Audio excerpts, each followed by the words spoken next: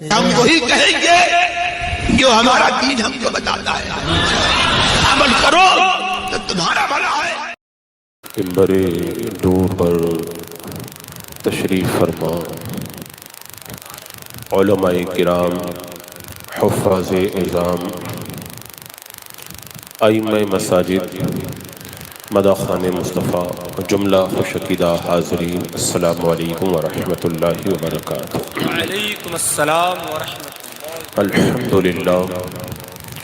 الحمد للہ رب العالمین، والصلاة والسلام على من كان نبيا وآدم بين الماء والطين، وعلى آله وأصحابه وأزواجه وأهل بيته أجمعين، أما بعد فأعوذ بالله من الشيطان الرجيم، بسم الله الرحمن الرحيم، لقد كان في قصصهم عبرة لأولي الألباب، صدق الله مولانا العظيم، وصدق رسوله النبي الأمين المتين الكريم، ونحن على ذلك لمن الشاهدين والشاكرين، والحمد لله رب العالمين۔ حصول برکت کے لیے آقا نامدار، مدینے کے تاجدار، شہنشاہ ذی وقار، نبی محترم، رحمت دو عالم، نور مجسم، ارواحنا فدا، محمد رسول اللہ صلی اللہ تعالی علیہ وسلم کی پر نور بارگاہ میں جھوم کے درود و سلام کا دیا پیش کر لیجیے۔ اللہم صلی علی سیدنا و شفیعنا و حبیبنا و مولانا محمد و بارک وسلم، صلاة و سلام علیک یا رسول اللہ صلی اللہ تعالی علیہ وسلم۔ حضرات مکرم، آج کی اس عظیم پر نور بزم بہار میں ہم ایک عظیم پیر طریقت ولی کامل کی بارگاہ میں اپنی عقیدتوں کا خراج پیش کرنے کے لیے حاضر ہوئے ہیں۔ جی ماشاءاللہ۔ اور یہ وہ ہستیاں ہیں جن کی تعریف کرنے سے بھی دل کے اندر وہ اجالے پیدا ہوتے ہیں جو سالوں سال ذکر کرنے سے بھی نہیں پیدا ہو پاتے۔ اور یہ میں اپنی طرف سے نہیں کہہ رہا ہوں، حضرت شاہ ولی اللہ محدث دہلوی رحمت اللہ تعالی علیہ فرماتے ہیں کہ زمین اگر ناپاک ہو جائے تو پاک کرنے کا دو طریقہ ہے۔ پہلا طریقہ یہ ہے کہ ناپاک زمین پر اتنا پانی بہا دیا جائے کہ وہ پانی اس ناپاکی کو بہا کر کے لے جائے تو زمین پاک ہو جاتی ہے، یہ پہلا طریقہ ہے۔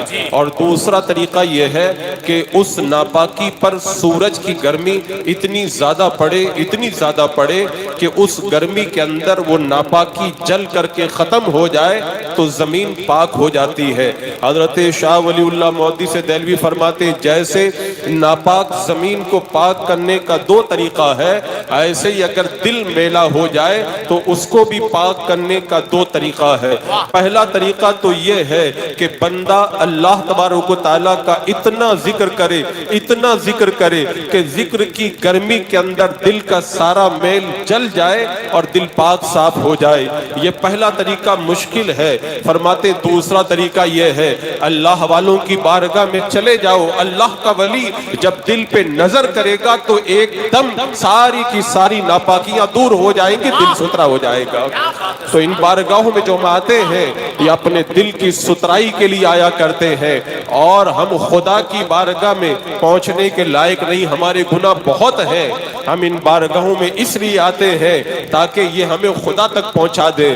اور یہ میں نہیں کہتا، مخدوم بیار علامہ شرف الدین یحییٰ منیری رحمت اللہ تعالیٰ علیہ فرماتے ہیں اگر ہندوستان کی سرزمین سے کوئی چیونٹی چلے اور چائے کے گنبد خضرا یا خانہ کعبہ میں پہنچ جاؤں تو راستے میں پانی ہے، راستے کے اندر کھائیاں ہیں، جنگلات ہیں، وہ چیونٹی نہیں پہنچ پائے گی۔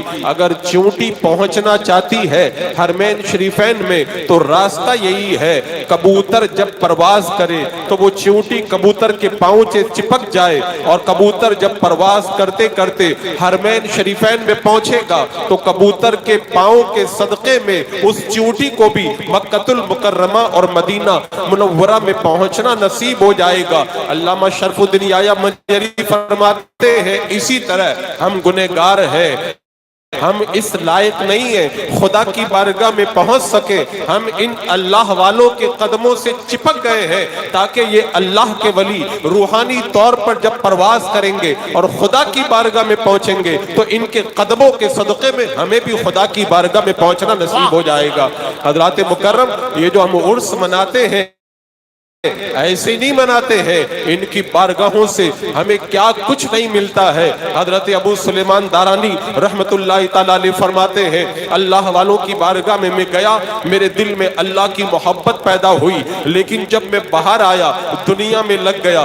دوبارہ جب میں اللہ والوں کی بارگاہ میں گیا میرے دل میں اور اللہ کی محبت پیدا ہوئی، جب میں گھر پہنچا تو دنیا میں لگ گیا۔ تیسری بار اللہ والوں کی محفل میں حاضر ہوا، میرے دل میں اور زیادہ اللہ کی محبت پیدا ہوئی۔ فرماتے اس دن سے مجھے پتہ چل گیا ان اللہ والوں کی بارگاہ میں اگر ایک بار جاؤ تو دل کا رنگ تھوڑا سا بدلتا ہے، دو بار جاؤ تو دل کا رنگ اور بدلتا ہے، تیسری بار جاؤ تو دل کا رنگ اور بدلتا ہے۔ کہتے اس دن سے میں نے یہ ارادہ کر لیا ان اللہ والوں کے در کو چھوڑنا نہیں ہے۔ ہم نے پچھلے سال عرس منایا، اس سے پچھلے سال عرس منایا، اس سے پچھلے سال عرس منایا، ہر سال ہم عرس مناتے ہیں اور ان کی بارگاہ میں آتے ہیں تاکہ تھوڑا تھوڑا دل کا رنگ بدلتا رہے، اور بدلتے بدلتے اللہ تبارک و تعالی ہمارے دل کو ان کے قدموں کے صدقے میں سترا فرما دے۔ عزیزان مکرم، وہ کہتے ہیں نا کہ نہ کتابوں سے نہ واعظوں سے نہ زر سے پیدا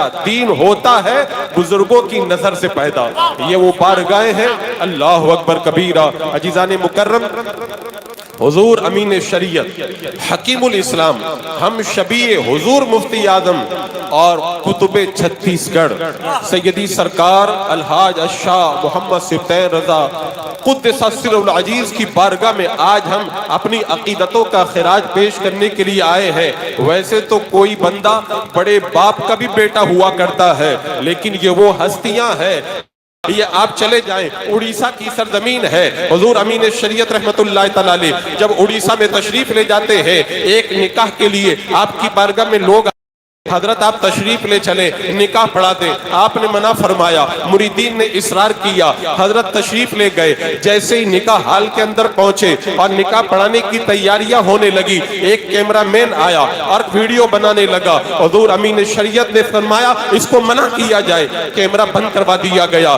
دوسری بار جب وہ چھپ کر کے پھر آیا، پھر ویڈیو بنانے لگا، حضور امین شریعت جلال میں آ گئے اور ڈانٹ کر کے کہا اس کو بولو ویڈیو بند کیا جائے۔ اللہ اکبر، اس کو وہاں سے ہٹا دیا گیا۔ اب حضور امین شریعت رحمت اللہ تعالیٰ علیہ نکاح کی کاروائی کر رہے ہیں، وہ چھپ گیا، اس نے فلس کو بند کر دیا اور لائٹ کو آف کر دیا، اور پھر چھپ کر کے جب ویڈیو بنانے لگا۔ سب کی نظروں سے تو چھپ سکتے ہو، لیکن جو شریعت پہ عمل کرنے میں اتنا سخت ہو کہ شریعت کے خلاف ایک ذرہ برابر بھی چیز کو برداشت نہ کرتا ہو، اس کی نگاہوں نے چھپے ہوئے کیمرہ مین کو تاڑ لیا، کچھ بولے نہیں، کچھ کہا نہیں۔ حضور امین شریعت رحمت اللہ تعالیٰ علیہ اٹھ کر کے کھڑے ہو گئے اور نکاح سے مجلس سے اٹھ کر کے چلے گئے۔ لوگوں نے سوچا ہو سکتا ہے حضرت کو کوئی کام ہو، ابھی واپس آ جائیں گے، کافی دیر ہو گئی، سمجھ گئے کوئی اور مسئلہ ہے۔ حضرت گاڑی میں بیٹھے قیامگاہ پہ پہنچے۔ اب اس کے بعد میں جب لوگوں نے آ کر کے عرض کیا حضور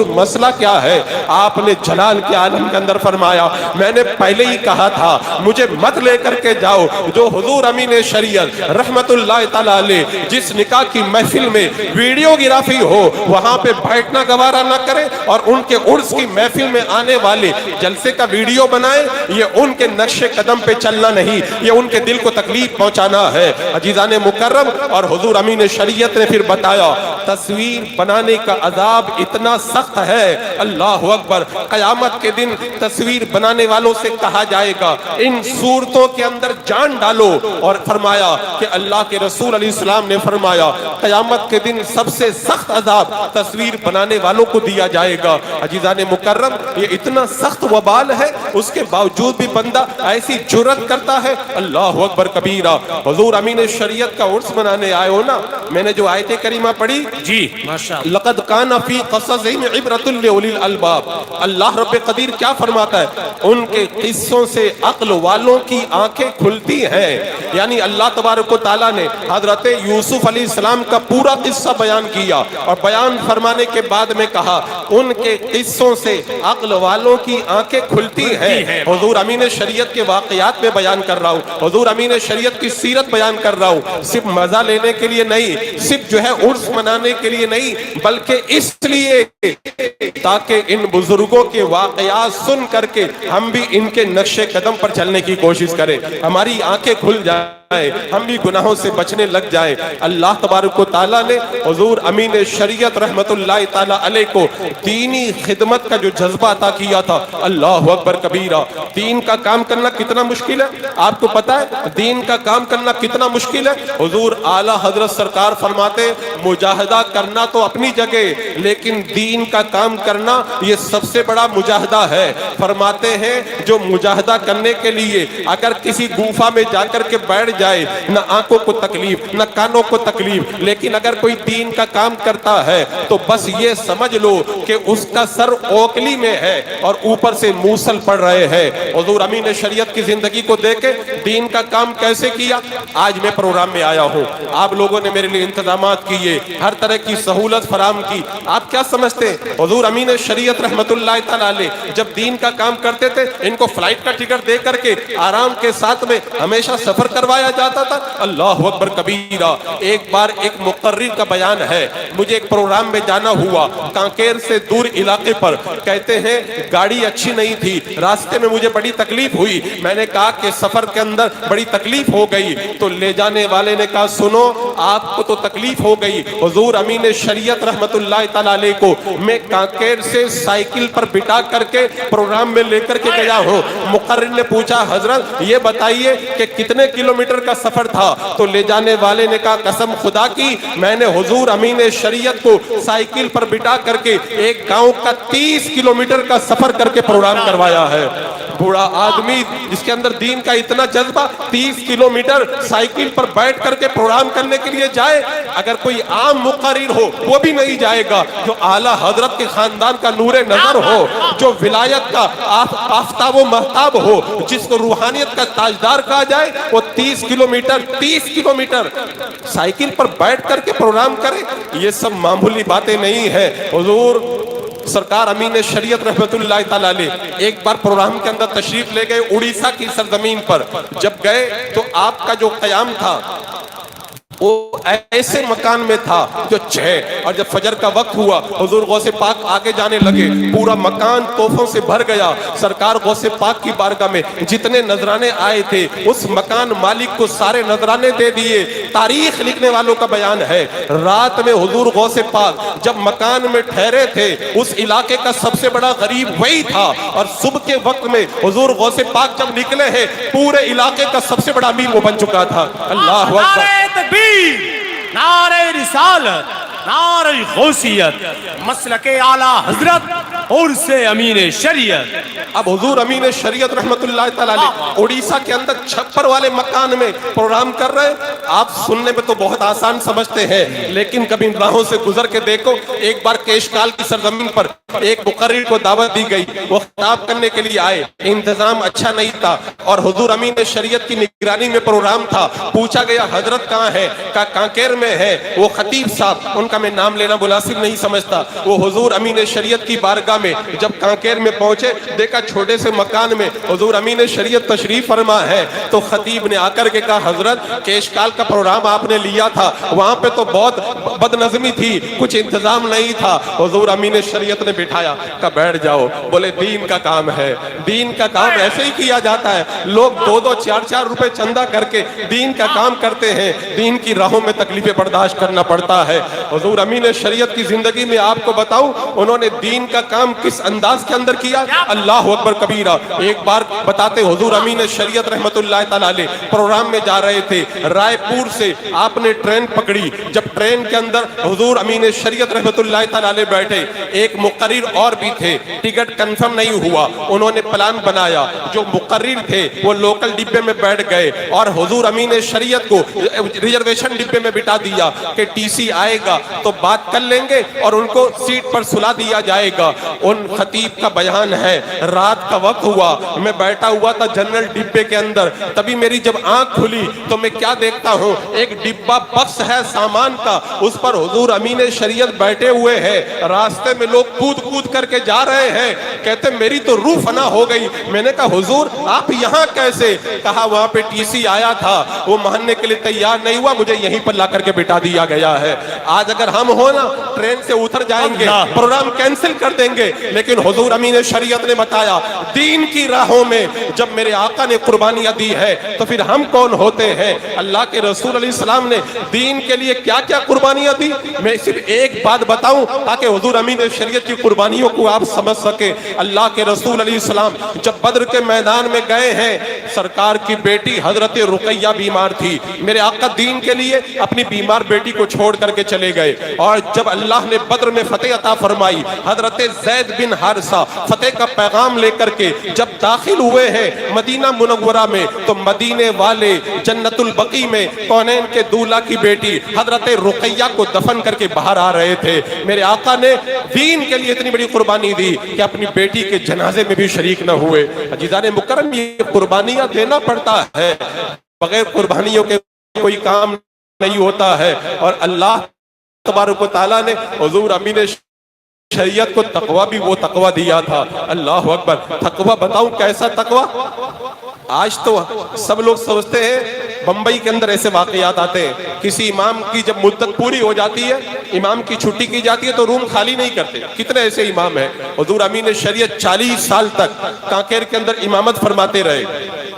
جب امامت سے فارغ ہو گئے تو لوگوں نے آ کر کے عرض کیا حضور آپ جب بھی یہاں پہ آیا کریں تو جو اس مسجد کا روم ہے اسی کے اندر آپ قیام کیا کریں. حضور امین شریعت کا جواب سنو, اس کو کہتے ہیں تقوی. صرف زبان سے بولنے سے کوئی متقی نہیں بن جاتا ہے. حضور امین شریعت نے فرمایا جب تک میں امامت کرتا تھا اس روم میں رہنا میرا حق تھا, لیکن جب میں نے امامت کو ترک کر دیا اب اس روم کے اندر رہنا میرے لیے جائز نہیں ہے. اگر اس روم کے اندر مجھ کو رکھنا چاہتے ہو تو راستہ یہی ہے کہ اس روم کا کرایہ مجھ سے وصول کر لیا کرو. یہ اللہ تبارک و تعالیٰ نے پرہیزگاری عطا فرمائی. حضور امین شریعت کے تقوی کی اب داستان دیکھیں کیسے متقی و پرہیزگار. اللہ اکبر. حضور امین شریعت نے کبھی جو ہے وہ تقوی کی باریکیوں کو فراموش نہیں کیا. ایک بار پروگرام میں جا رہے ہیں, رائے گڑھ کا پروگرام ہے, حضور امین شریعت جب ٹرین کے اندر بیٹھنے لگے, پوری ٹرین بھری ہوئی تھی. ایک بات میں بتاؤں, آج یہ لوگ سنتے تو لوگوں کو تعجب ہوتا ہے. حضور امین شریعت کے خادم نے مجھ کو بتایا جب حضرت پروگرام میں جایا کرتے تھے بستر, تکیہ, چادر پورا بنڈل بنا کے لے کے چلنا پڑتا تھا. پتہ نہیں کہاں سونا پڑے, کہاں آرام کرنا پڑے. آج ہم لوگ جاتے ہیں اے سی کے اندر تکیہ بھی ملتا ہے, سب کچھ انتظام ملتا ہے, صابن تک سب دے دیا جاتا ہے. حضور امین شریعت نے اتنے آسان سفر نہیں کیے. رائے گڑھ کا سفر ہے, جب ٹرین کے قریب پہنچے دیکھا کہ ٹرین بھری ہوئی ہے. ایک آدمی سے بات کی گئی کہ بڑے بزرگ ہیں, آپ اپنی سیٹ خالی کر دو, حضور امین شریعت کو یہاں پہ آرام کرنے دو. وہ بندہ مان گیا. حضور امین شریعت ٹرین میں داخل ہوئے. جب آپ کو سیٹ پر بٹھایا گیا آپ نے فرمایا ایک بات بتاؤ, پوری ٹرین بھری ہوئی ہے, میرے لیے خالی سیٹ کہاں سے آ گئی ہے؟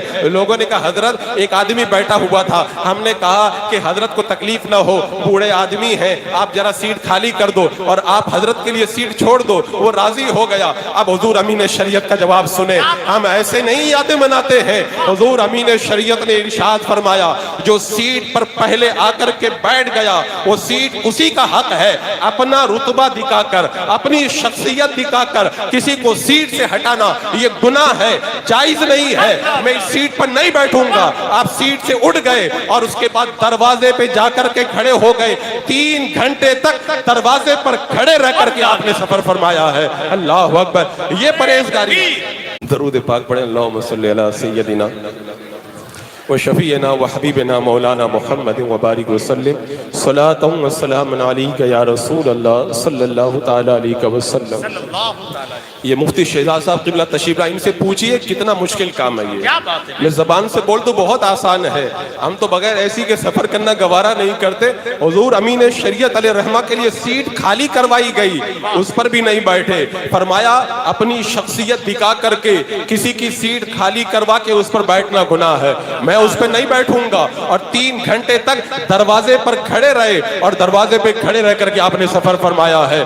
یہ تقویٰ کی وہ باریکیاں ہیں جو حضور امین شریعت نے برت کر کے دکھایا ہے، یہ کوئی معمولی بات نہیں۔ حضور امین شریعت کی بارگاہ میں ایک مرتبہ جناب رضوان میاں حاضر ہوئے، آپ نے ارشاد فرمایا ہمیشہ اپنی آنکھوں کو اور اپنے ہاتھوں کو محفوظ رکھو، آنکھوں کے ذریعے کوئی گناہ نہ کرو، کسی غیر پہ نظر نہ ڈالو، اور ہاتھوں کے ذریعے کسی کی امانت میں خیانت مت کرو۔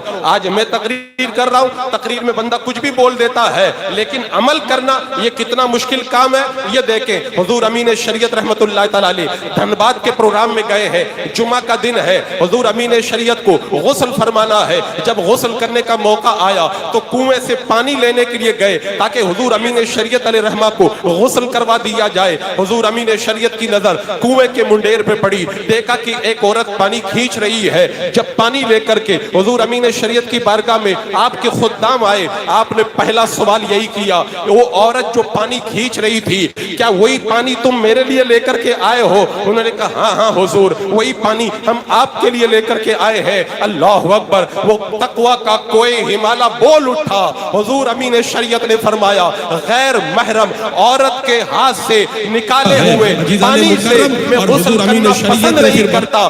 کہ اگر بریلی شریف یا کسی اور علاقے کا پروگرام مل رہا ہے اور پروگرام فائنل ہو چکا ہے، لیکن اچانک کہیں دبئی وغیرہ کا پروگرام مل گیا تو یہاں کا پروگرام کینسل کر کے دبئی چلے جائیں گے۔ مجھے کل پتا چلا حضور امین شریعت نے چھوٹی سی محفل کے اندر دعوت قبول فرما لی، بعد میں دبئی سے فون آیا، حضور امین شریعت شری لنکا سے فون آیا، حضور امین شریعت نے فرمایا میں نے چھوٹی محفل کی دعوت کو قبول کر لیا ہے، ان کو میں منع نہیں کر سکتا، اور شری لنکا کا پروگرام آپ نے کینسل نہیں فرمایا۔ آپ کو پتا تھا کہ ہمارا کام دین کا کام کرنا ہے، وہ دبئی میں بھی ہو سکتا ہے اور بریلی شریف کے اندر رہ کر بھی ہو سکتا ہے۔ یہ تقویٰ کی باریکیاں اور یہ استغنا۔ ایک بار حضور امین شریعت رحمت اللہ تعالی علیہ کی بارگاہ میں آپ کے بھائیوں نے خط لکھا کہ حضرت آپ تشریف لائے، مال کا بٹوارہ کرنا ہے۔ آج جب مال کا بٹوارہ ہوتا ہے نا، بھائیوں میں لڑائیاں ہوتی ہیں، حضور امین شریعت نے فرمایا تم بٹوارہ کر لو، میرے آنے کی کوئی ضرورت نہیں ہے، جو میرا حصہ ہو مجھے بتا دینا، اسے میں قبول کر لوں گا۔ اللہ، یہ استغنا حضور امین شریعت رحمت اللہ تعالی علیہ کا استغنا کی یہ نعمتیں اللہ تبارک و تعالی اپنے خاص بندوں کو عطا فرماتا ہے۔ جب میں کانکیر میں گیا، پروگرام کئی گھروں میں میری دعوت ہوئی، مجھے کتنے ایسے گھر ملے۔ ایک گھر میں دعوت کھانے کے لیے گیا، صاحب خانہ نے مجھ کو بتایا آپ جس مکان میں بیٹھے ہوئے ہیں یہ وہی مکان ہے، حضور امین شریعت رحمت اللہ تعالی علیہ اس مکان کے اندر دعوت میں تشریف لائے تھے اور حضرت نے فرمایا یہ مکان آپ کا ہے؟ میں نے کہا حضور میرا مکان نہیں، میں کرائے سے رہتا ہوں۔ حضور امین شریعت نے فرمایا کرائے سے کیوں رہتے ہو؟ کہ حضرت پیسہ نہیں ہے خریدنے کا۔ حضور امین شریعت علیہ رحمہ نے فرمایا پیسہ میں دیتا ہوں، آپ مکان خرید لو اور دھیرے دھیرے کر کے قرض ادا کر دینا۔ حضرت نے مجھے پیسہ دیا، میں نے مکان خرید لیا، آگے میں نے پوچھا نہیں حضرت نے قرضہ واپس لیا تھا کہ نہیں لیا تھا۔ میرا وجدان یہ کہتا ہے جو سخاوت کا دریا مال نکال کر کے رائے مولا میں دے دے پھر واپس کہاں لیا کرتا ہے۔ پھر انہوں نے ایک بات مجھے بتائی، یہاں کانکیر کے اندر کتنے ایسے مکان ہیں جن مکانوں کا خرچہ حضور امین شریعت خود عطا فرمایا کرتے تھے۔ اور تعجب کی بات تو یہ ہے کوئی ایسا ذریعہ آمدنی بھی نظر نہیں آتا تھا۔ میرا وجدان یہ کہتا ہے وہ ذریعہ آمدنی نہیں تھا بلکہ اللہ تبارک و تعالیٰ نے حضور امین شریعت کو دستے غیب عطا فرمایا تھا۔ اللہ اکبر، یہ آپ کی شان استغنا ہے۔ دنیا کے آج بمبئی کے اندر ہم نے دیکھا ہے جو بھی آتا ہے 10-15 سال رکتا ہے، ایک فلیٹ خرید لیتا ہے، وہ سمجھتا ہے میرا بمبئی آنا کامیاب ہو گیا۔ ایک بار میں ایک جگہ پروگرام میں گیا, مجھ سے پوچھنے لگے کہ بمبئی میں آپ کا فلیٹ ہے؟ میں نے کہا نہیں ہے. کہا کتنے دنوں سے رہ رہے ہو؟ میں نے کہا 21 سال ہو گئے. بولے بمبئی میں لوگ 10 سال میں فلیٹ خرید لیتے ہیں. تو ان کا کہنے کا مطلب تھا آپ کامیاب نہیں ہے. بمبئی میں کامیاب ہوا ہے جو فلیٹ خرید لے. آؤ میں آپ کو بتاتا ہوں فلیٹ خریدنا کامیابی نہیں ہے. حضور امین شریعت رحمت اللہ تعالی علیہ 40 سال تک کانکیر کے اندر امامت فرماتے رہے. آپ کا کوئی ذاتی مکان نہیں تھا. لوگوں نے مشورہ کیا, مشورہ کرنے کے بعد میں چھوٹی سی آپ کی قیام کا بنا دی. عرض کیا حضور آپ کہیں تو اس کو شاندار بنا دے. کہا نہیں کوئی شاندار بنانے کی ضرورت نہیں ہے. حضور امین شریعت رحمت اللہ تعالی علیہ حج کے لیے تشریف لے گئے. لوگوں نے شاندار آپ کا مکان بنا کے تیار کر دیا قیام گاہ کو. جب آپ واپس پلٹ کر کے آئے, اگر میرا ٹوٹا پھوٹا مکان ہو اور اس کو کوئی لیگزری روم بنا دے, میں جب روم میں جاؤں گا تو خوشی سے میرا چہرہ کھل اٹھے گا, کھل اٹھے گا اور میں دعائیں دینے لگ جاؤں گا.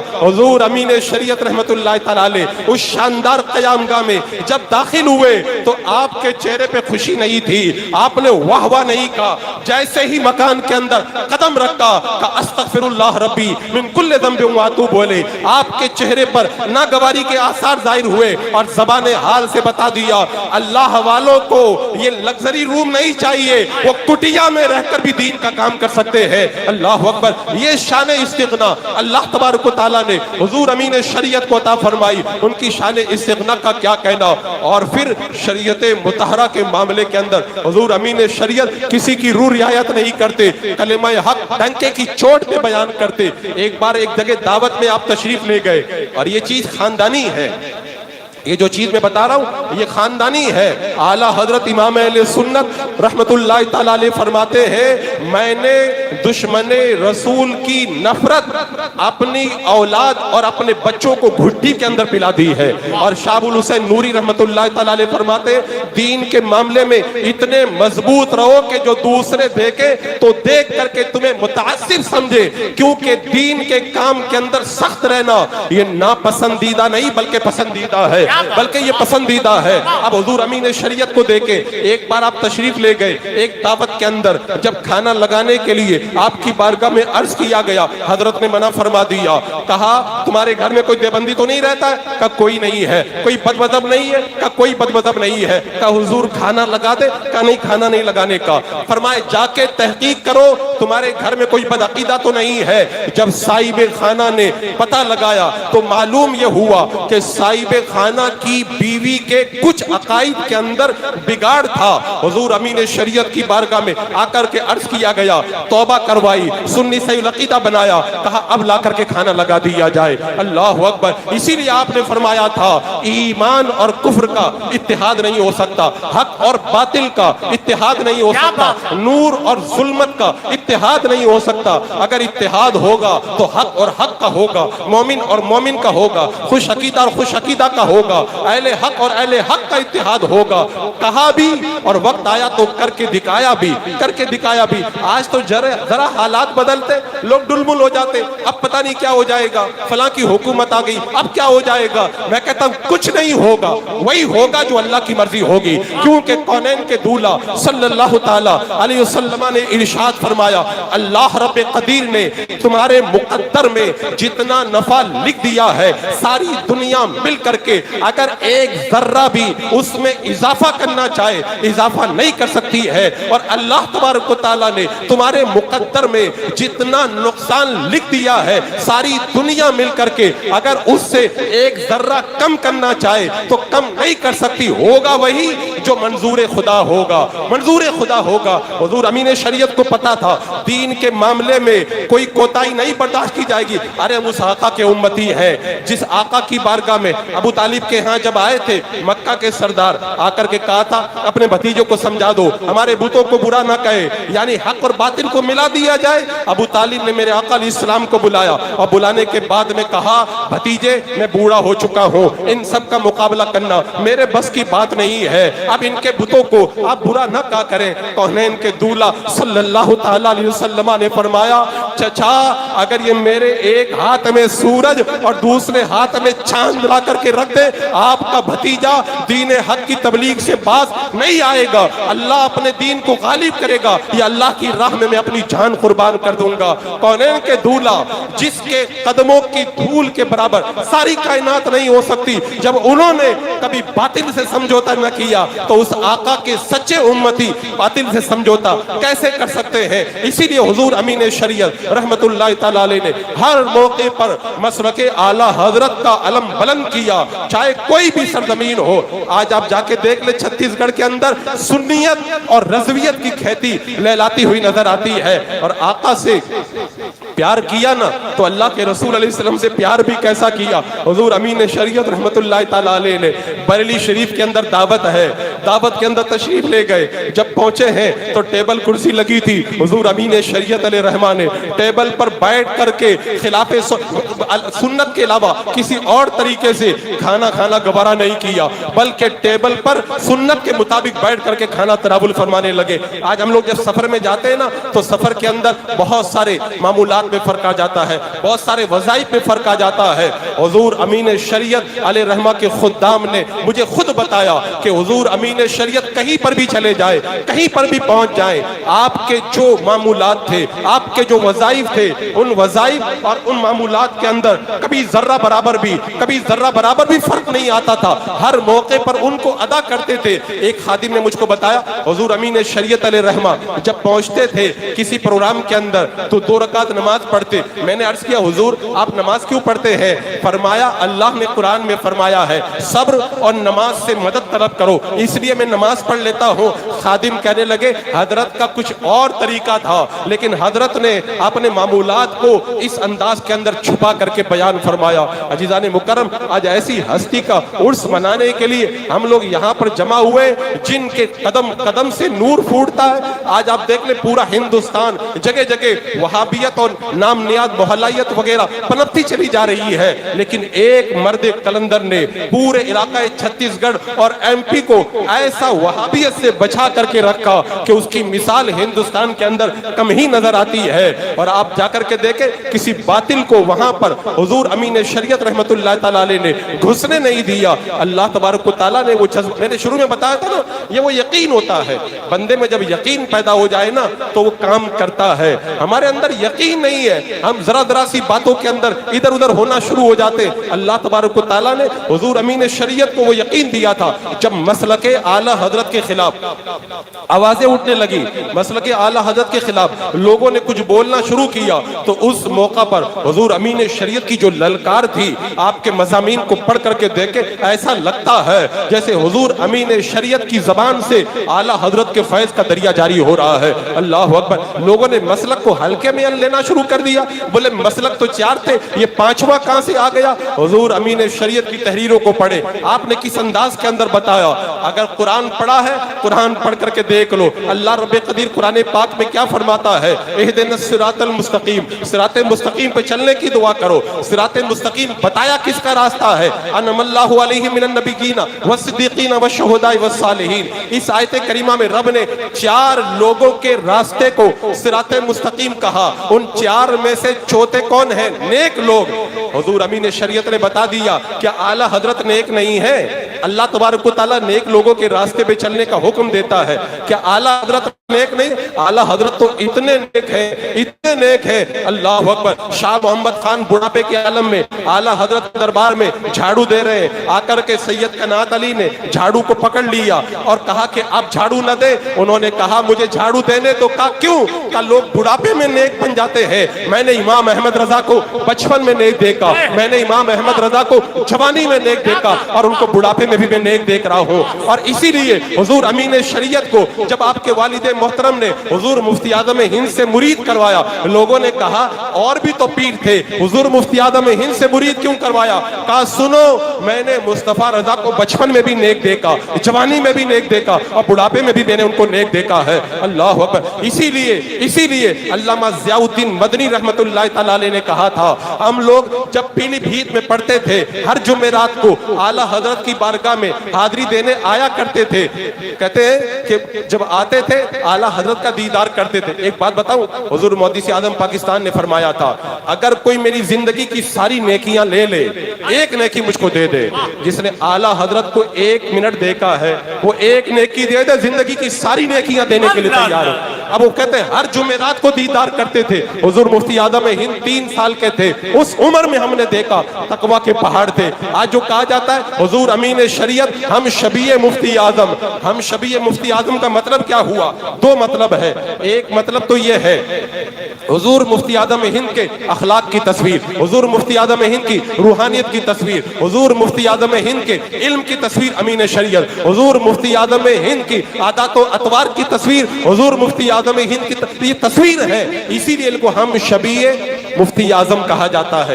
ایک معنی تو یہ ہے, اور دوسرا معنی یہ ہے حضور مفتی اعظم ہند رحمت اللہ تعالی علیہ نے اپنی شبی حضور امین شریعت پہ ڈال دی تھی. اور اللہ کا ولی اگر چاہے تو اپنی شبی کسی پر بھی ڈال سکتا ہے. اس طرح کے بہت سارے واقعات موجود ہیں. میں نے عرس مفتی اعظم ہند کے موقع پہ بتایا تھا, حضرت خواجہ باقی باللہ کے مکان کے اندر رات کے وقت میں جب مہمان آئے, حضرت خواجہ باقی باللہ کو ان کی ضیافت کی جب فکر ہوئی تو آپ کا نان بھائی آیا, آ کر کے کہنے لگا حضور میں کھانا بناؤں گا, آپ کے مہمانوں کو کھلاؤں گا. کھانا بنایا, مہمانوں کو کھلایا. حضرت خواجہ باقی باللہ خوش ہو گئے, قریب بلایا اور بلا کر کے کہا بولو کیا مانگتے ہو, جو مانگتے ہو وہ دیا جائے گا. انہوں نے کہا حضور اور کچھ نہیں چاہیے, بس مجھے اپنی طرح بنا دے. کہا یہ تیرے بس کی بات نہیں ہے, ہاتھی کی خوراک چیونٹی کو نہیں دی جاتی ہے. کہا حضور مجھے تو کچھ نہیں چاہیے, مجھے تو یہی چاہیے, اپنی طرح بنا دیجئے.